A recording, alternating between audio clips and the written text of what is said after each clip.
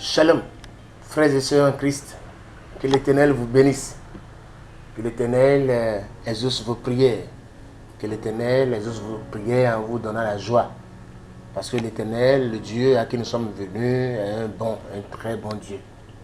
Si vous ne faites pas des expériences avec lui, vous ne saurez pas qu'il est bon, mais il est bon, il est très bon. Que son nom soit béni. Aujourd'hui, je suis en train d'entrevoir que nous allons connaître la fin de cette série et que nous avons commencé autour duquel nous avons commencé à parler depuis un certain temps, le but de la vie chrétienne. Et là, dans la dernière vidéo, je vous avais parlé de comment nous sommes un peuple acquis de l'Éternel. Nous sommes le peuple que le Seigneur s'est acquis. Donc nous ne nous appartenons pas. Nous ne nous appartenons pas et nous lui appartenons et nous devons le comprendre.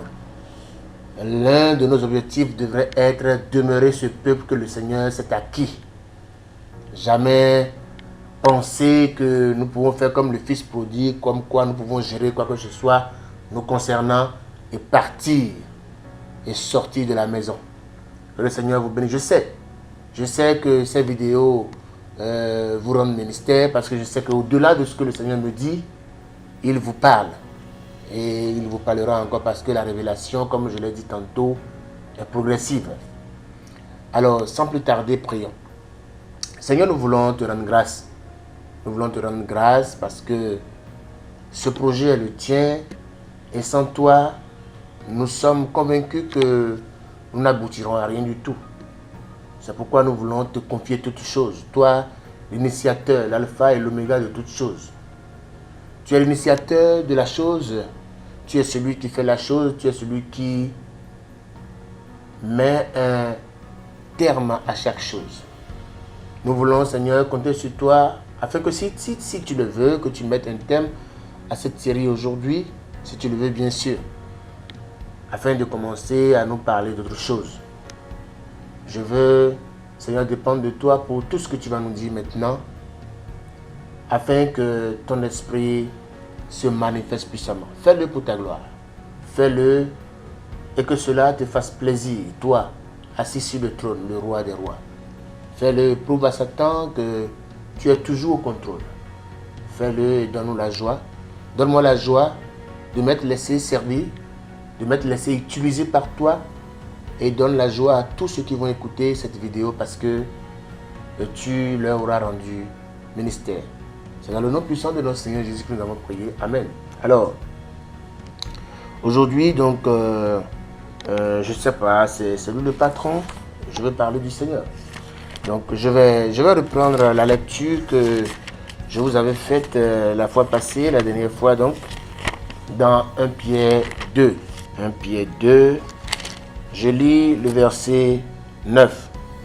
Vous, au contraire, vous êtes une race élue, un sacerdoce royal, une nation sainte, un peuple acquis, afin que vous annonciez les vertus de celui qui vous a appelé des ténèbres à son admirable lumière.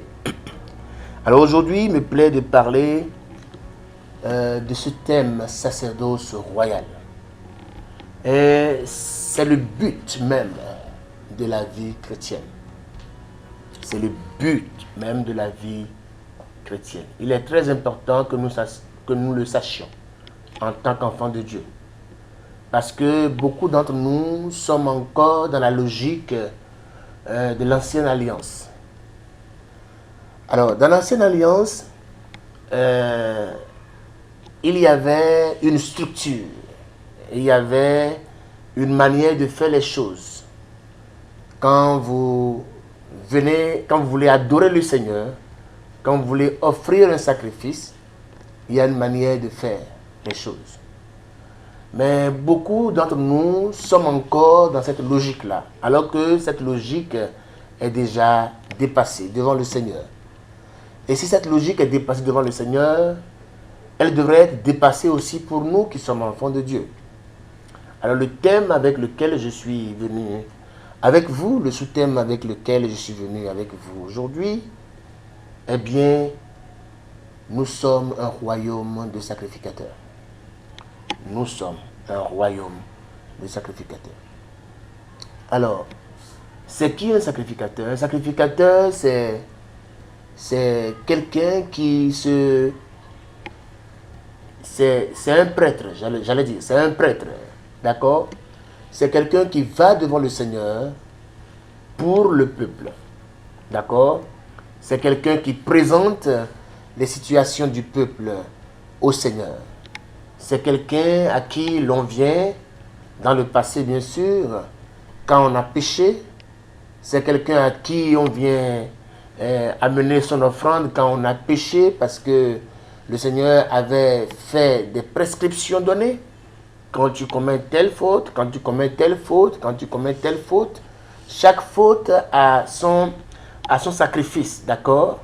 Donc, les gens savaient cela. Donc, quand ils commettaient une faute ou l'autre faute, ils venaient voir les sacrificateurs.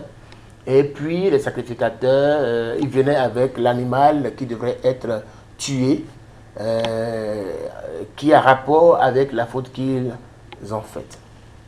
Alors, et puis, au-delà de ce sacrificateur, il y a le sacrificateur, le grand sacrificateur.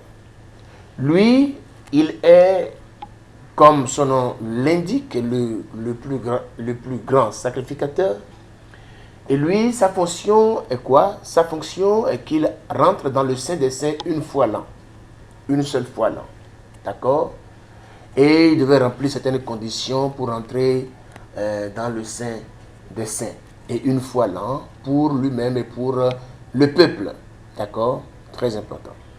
Alors ce grand sacrificateur, au fait, était au-dessus des autres sacrificateurs du fait que il pouvait rentrer dans le Saint des Saints. Dans le Saint des Saints, il y a plusieurs choses. Je ne veux pas les énumérer, mais ce qui est important, c'est que le trône de Dieu est là. Le trône de Dieu est là.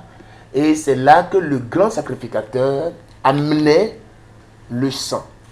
Il amenait le sang pour le pardon, pour demander le pardon, l'expiation, pour tous les péchés de tous les enfants de Dieu sur qui il était le responsable spirituel. D'accord? Très important. Alors, quand Dieu voyait ce sang, Dieu se calmait, Dieu s'apaisait en attendant que Jésus, maintenant dans la nouvelle alliance, le grand sacrificateur, le seul grand, parce que les sacrificateurs et le grand sacrificateur sont des images des choses à venir. Ils sont l'ombre des choses à venir. Ils sont l'ombre de la réalité des choses qui devaient venir. Donc Jésus est au fait le grand sacrificateur qui devrait venir et qui est venu finalement. Et la Bible nous dit que son ministère n'est pas transmissible. La Bible a dit que son sacerdoce n'est pas transmissible. Pourquoi?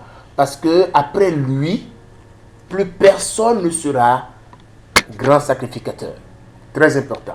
Alors que dans l'Ancien Testament, qu'il vous souvienne que quand un sacrificateur meurt, parce que il y avait cette réalité je vais dire, à laquelle les sacrificateurs et les grands sacrificateurs faisaient face, c'était la mort. Et quand ils mouraient, leurs enfants les remplaçaient d'office. Leurs enfants, garçons, les remplaçaient d'office pour rendre ministère à leur place. Donc la Bible déclare que Jésus, lui, il est le sacrificateur, le grand, dont le sacerdoce n'est pas transmissible. Parce qu'après lui, il n'y aura plus de grands sacrificateurs. Alors, très important. Alors ici, le thème avec lequel je suis venu, bien sûr, c'est « Nous sommes un royaume de sacrificateurs ». Et c'est ce que la Bible a dit. Il dit « Vous êtes une race élue, vous êtes un sacerdoce royal ». Comment sommes-nous devenus un sacerdoce royal? comment sommes-nous devenus des sacrificateurs du roi des rois? Nous tous. Alors, si il fallait seulement être fils d'un sacrificateur dans l'Ancien Testament pour devenir sacrificateur après la mort de son géniteur, aujourd'hui, regardez-moi, suivez-moi très bien. Aujourd'hui, il suffit d'être enfant de Dieu pour être sacrificateur. Quand vous êtes enfant de Dieu, né de Dieu, vous êtes sacrificateur. Cela veut dire quoi? Cela veut dire que vous avez un accès direct devant l'Éternel. Vous avez un accès direct devant le trône de l'Éternel. Je vais vous lire un verset biblique. C'est pour cela que je disais au début que les enfants de Dieu que nous sommes devrions comprendre que nous ne nous appartenons. Nous ne nous appartenons pas. Nous ne nous appartenons pas. Non, nous appartenons à quelqu'un. L'Éternel veut que tous ses enfants soient des sacrificateurs. Il veut que tous ses enfants aient un accès direct à lui. La Bible déclare que lorsque Jésus avait expiré sur la croix, que le voile qui séparait le Saint des saints a été déchiré. Ça a plusieurs sens, je n'aurai pas le temps d'en parler, d'accord? Alors, ce voile est déchiré. Cela représentait entre autres Jésus qui a donné sa vie pour que toute personne qui va recevoir le Christ, qui sera sauvé, ait accès direct dans le Saint des Saints. Parce que le Saint des Saints, ce n'est pas tout le monde qui rentrait dedans. Ce n'est que le grand sacrificateur désigné par l'Éternel qui rentrait une fois l'an. Et il devrait remplir certaines conditions pour y rentrer. Gloire à Dieu. Il devait remplir certaines conditions. Il y avait même que quand il rentrait, on lui attachait une corde au pied parce qu'il devait remplir certaines conditions de sanctification avant de rentrer là-bas. Et s'il ne remplissait pas ces conditions, il rentrait là-bas, le Seigneur le frappait. Donc la Bible, nous avons lu dans la Bible que plusieurs fois quand un sacrificateur ou un grand sacrificateur rentrait dans le Saint des Saints et qu'il tardait trop, comme tout le monde ne pouvait pas rentrer, on lui attachait une corde au pied et on secouait cette corde pour voir s'il est toujours vivant, si le Seigneur ne l'avait pas tué entre-temps. Parce que le trône de Dieu, c'est le trône de la sainteté de l'Éternel. Et personne ne pouvait se présenter devant le Saint des Saints sans remplir certaines conditions. Alors, je vais lire quelque chose dans Zacharie. Zacharie 3. Zacharie 3. Je lis à partir du verset 1. Il me fit voir Josué, le souverain sacrificateur. Le grand sacrificateur. D'accord? Il me fit voir Josué, le souverain sacrificateur, debout devant l'ange de l'Éternel et Satan qui se tenait à sa droite pour l'accuser. L'Éternel dit à Satan, que l'Éternel te réprime, Satan, que l'Éternel te réprime. Lui qui a choisi Jérusalem, n'est-ce pas là un tison arraché du feu? Or, Josué était couvert de vêtements sales. Et il se tenait debout devant l'ange. L'ange, prenant la parole, dit à ceux qui étaient devant lui, ôtez-lui les vêtements sales. Puis, il dit à Josué, vois, je t'enlève ton iniquité et je te revêts d'habits de fête. Je dis qu'on mette sur sa tête un turban pur. Et ils mirent un turban pur sur sa tête et ils lui mirent des vêtements. Point. L'ange de l'Éternel était là. L'ange de l'Éternel fit à Josué cette déclaration. Ainsi parle l'Éternel des armées. Si tu marches dans mes voies et si tu observes mes ordres, tu jugeras ma maison Premièrement. Deuxièmement, tu garderas mes parvis. Troisièmement, je te donnerai libre accès parmi ceux qui sont ici. Libre accès parmi ceux qui sont ici. Écoute donc Josué, souverain sacrificateur, toi et tes compagnons qui sont assis devant toi. Car ce sont des hommes qui serviront de signe. Voici, je ferai venir mon serviteur, le germe. Le germe, c'est Jésus. D'accord? Car voici, pour ce qui est de la pierre que j'ai placée devant Josué, il y a 7 yeux. Sur cette seule pierre, voici, je graverai moi-même ce qui doit y être gravé, dit l'Éternel des armées, et j'enlèverai l'iniquité de ce peuple en ce jour. En un jour, j'enlèverai l'iniquité de ce peuple en un jour. En ce jour-là, dit l'Éternel des armées, vous inviterez les uns les autres sous la vigne et sous le figuier. Alors, ça a été un peu long, mais il était opportun que je fasse cette lecture. Que vous souviennent que je disais que, bon, voilà, cette vidéo pourrait nous aider à conclure cette série. Alors, regardez. Je vous avais dit que sous l'ancienne alliance, il n'est pas question de rentrer dans le Saint des Saints quand on est souverain sacrificateur ou grand sacrificateur, si on ne remplit pas certaines conditions. Parce que Dieu est saint. Si l'on ne remplit pas certaines conditions, il ne faut pas y rentrer. Alors, mais qu'est-ce qu'on constate ici? On constate que, comme il a été dit, dans le verset 3, non, dans le verset 2, l'Éternel dit à Satan, parce que la Bible déclare que Satan se tenait à la droite de Josué pour l'accuser. Vous savez pourquoi il voulait l'accuser? Pourquoi il l'accusait? Il l'accusait parce que il n'avait pas rempli les conditions.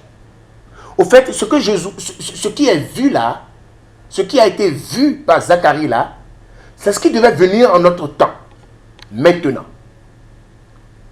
Que Zacharie a vu. Josué, le grand sacrificateur, le souverain sacrificateur, se tenait devant l'Éternel. Et puis, l'ange l'accusait. Il y a un ange, il y a Satan qui était venu l'accuser. Et l'Éternel a commencé à reprendre, à réprimer Satan. Pour le compte de qui? Du souverain sacrificateur. Suivez-moi très bien. Suivez-moi très bien. Et la Bible a dit, or, Josué était couvert de vêtements sales et se tenait debout devant l'ange. Donc, effectivement,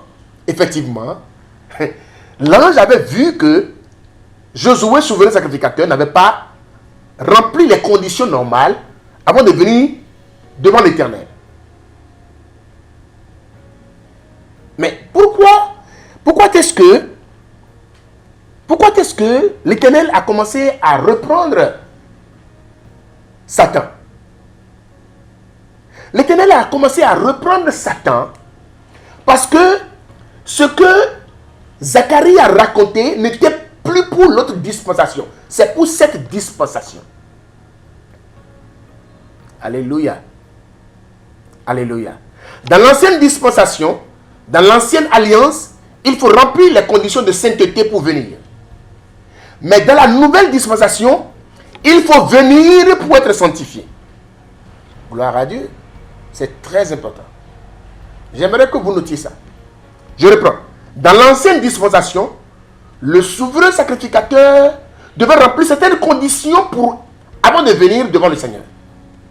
Mais dans cette dispensation, c'est quand tu viens devant le Seigneur que le Seigneur te sanctifie. Alléluia. L'ange, prenant la parole, dit à ceux qui étaient là, ôtez-lui les vêtements sales. En fait, on est en train de parler de ce qui se passe maintenant. Nous sommes tous des sacrificateurs, nous sommes une bande de sacrificateurs, nous sommes un royaume de sacrificateurs. Mais les conditions à remplir pour nous présenter devant le Seigneur n'est pas les mêmes conditions que les autres ont remplies pour venir devant le Seigneur. Donc c'est celui qui vient à la présence du Seigneur maintenant en tant que sacrificateur qui est sanctifié. Les autres devaient être sanctifiés avant d'aller dans le Saint des Saints. Très important. Très important. Il dit, vois, je t'enlève ton iniquité. Je te revêt d'habits de fête. Je dis, comme mettre sur sa tête un turban. Un turban. Et il mit un turban sur sa tête. Verset 6. L'ange de l'Éternel fit dire cette déclaration à Josué. Et ainsi parle l'Éternel des armées. Si tu marches devant mes voies et si tu observes mes ordres, tu jugeras ma maison. Et tu garderas mes parvis. Et je te donnerai libre accès. Au fait, aujourd'hui, nous avons libre accès. Si nous nous comportons, si nous vivons comme quoi? Comme appartenant au Seigneur, si nous comprenons que notre vie chrétienne n'est pas au fait pour nos plaisirs, mais nous devons chercher dans Matthieu 6, verset 33, d'abord le royaume et sa justice, tout le reste nous sera donné. Trois choses. Si nous sommes obéissants, nous jugerons la maison de l'Éternel. Si nous sommes obéissants, nous deviendrons des sacrificateurs qui auront accès direct. Nous allons juger la maison, nous allons garder les parvis. Donc, juger la maison, c'est la fonction du juge. Garder les parvis, c'est la fonction d'Élie, de Lévi, excusez-moi, de Lévi. Et maintenant, avoir libre accès, c'est être un sacrificateur de l'Éternel. Donc, à tout moment, nous pouvons nous adresser au Seigneur. Nous pouvons nous adresser au Seigneur directement. Nous pouvons parler au Seigneur directement. Nous pouvons venir devant le Seigneur avec nos situations, avec les situations des autres. Tout ce que nous allons pouvoir prendre de la main de l'Éternel, c'est au travers de Christ. C'est au travers de Christ que nous prenons toutes choses. C'est au travers de Christ que notre accès sera un accès libre. Gloire à Dieu. C'est très important. C'est très important. Alors, le but de la vie chrétienne, et je suis en train de refaire un point. Le but de la vie chrétienne, c'est que nous comprenions que nous sommes appelés pour être sacrificateurs. Sacrificateurs de l'Éternel. Nous avons un accès direct au trône de l'Éternel. Nous pouvons parler au Seigneur. Et quand nous avons accès au trône, nous avons accès aux décisions qui sont prises devant le trône de l'Éternel. Parce que toutes les décisions qui sont prises devant le trône de l'Éternel sont applicables. Et les décisions de la cour céleste sont sans recours. L'Éternel veut faire de toi, veut faire de moi un sacrificateur dans sa maison. Quelqu'un qui a un accès libre et direct au trône de l'Éternel. Que le Seigneur vous bénisse. J'espère que ces quelques vidéos vous ont béni et que vous n'allez pas les garder. Partagez-les. Partagez le lien de la page et de la chaîne Facebook et de la chaîne YouTube. Que le Seigneur vous bénisse. Comme je vous l'ai dit, de temps en temps, on fait un point global sur un forum qui est intitulé Paroles révélées. Si cela vous intéresse, de rentrer, de venir sur ce forum juste pour avoir le point global de tout ce qui a été dit, mais pourquoi pas signifiez-le nous pour que nous vous fassions entrer sur ce forum. Si vous voulez faire partie de ce forum, pourquoi pas? Bien sûr, c'est possible. Alors j'aimerais prier pour clôturer. Seigneur, nous voulons te rendre grâce, te bénir parce que tu es bon. Le but de notre vie, c'est que nous comprenions que ce n'est pas nous qui vivons premièrement. Quand nous allons comprendre que ce n'est pas nous qui vivons, Seigneur, les choses qui inquiètent le monde ne vont pas nous inquiéter. Nous serons inquiets pour une seule chose, ne pas venir dans ton repos trop tôt. Seigneur, tu as dit que le plan que tu as pour nous, pour notre vie, la vie qui n'est pas la nôtre, parce que c'est la vie de Christ qui se manifeste en nous. C'est la vie de Christ qui se manifeste en nous. Tu as dit, tu veux faire de nous des sacrificateurs devant ton trône de grâce, pour nous et pour les autres, afin que nous ayons un accès libre. Oh Seigneur, quelle grâce, quel privilège. Donne-nous, Seigneur, de comprendre. Donne-nous de rentrer dans la vie de ceci. Fais-le pour ta gloire. C'est au nom puissant de notre Seigneur que nous avons prié. Amen. Merci, au revoir.